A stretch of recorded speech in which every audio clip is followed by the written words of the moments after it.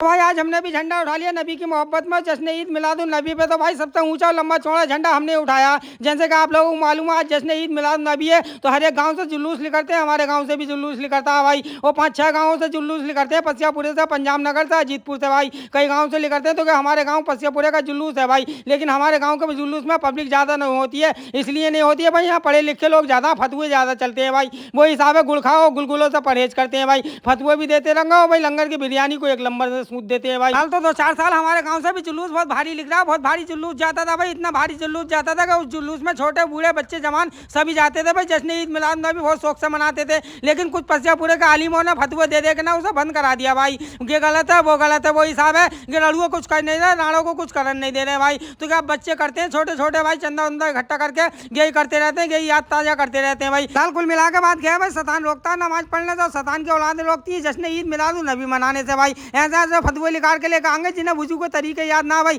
वो फतवे देंगे ये चीज़ गलत है, वो चीज़ गलत है भाई। हाँ भाई, जो चीज़ गलत है वो चीज़ गलत है भाई, लेकिन जश्न ईद मिलाद नबी मनाना, नबी की याद मनाना कोई बुरी बात नहीं है भाई, अच्छी बात है। यानी कि नबी की याद को ताज़ा करना भाई। और नबी की याद में अगर जुलूस निकाल रहे हैं, उस जुलूस में अगर शोर गुल ना हो, चाहे ना सुकून के साथ जुलूस निकाल रहे हैं, और नबी पे दरूद पाक पढ़ते हुए चले भाई। जहाँ तक भी जाना वहाँ तक नबी पे दरूद शरीफ पढ़ते हुए चले, कोई फजूल बात ना करें, कोई बेहूदी बात ना करें, लंगर को ऊपर से ना फेंकें। आज मैंने बहुत देखा थैलियों में खाना बांध के भाई छतों पर से फेंक रहे थे भाई, रिजक की बेअदबी कर रहे थे। रिजक की बेअदबी नहीं करनी चाहिए भाई, रिजक की कदर करना चाहिए, रिजक को ऐसे नहीं फेंकना चाहिए छतों पर से भाई। लंगर कर रहे हो तो तरीके के साथ करो भाई, इंसानियत के साथ करो। ये रिजक की बेअदबी कर रहे हैं छतों पर फेंक के भाई, कुछ पैरों में गिर रही है, कुछ बच्चे खा के फेंक रहे हैं नालियों में भाई। तो ये तरीके ठीक नहीं है भाई। ओके, डीजे ढोल तमाशे शोर गुल भाई, ये भी सही नहीं है तरीका भाई, ये जुलूस में गलत है भाई। इन तरीकों को नहीं होना चाहिए। आने जाने मुसाफिर को, रास्तागीरों को परेशानी और दिक्कत नहीं होनी चाहिए भाई। अपना जश्न ईद मिलाद नबी मनाओ, तरीके से मनाओ भाई। जो चीज़ें तरीके से साथ है भाई, वो तरीके के साथ करो भाई। जो जश्न ईद मिलाद नबी मनाने का तरीका उस तरीके से मनाओ भाई।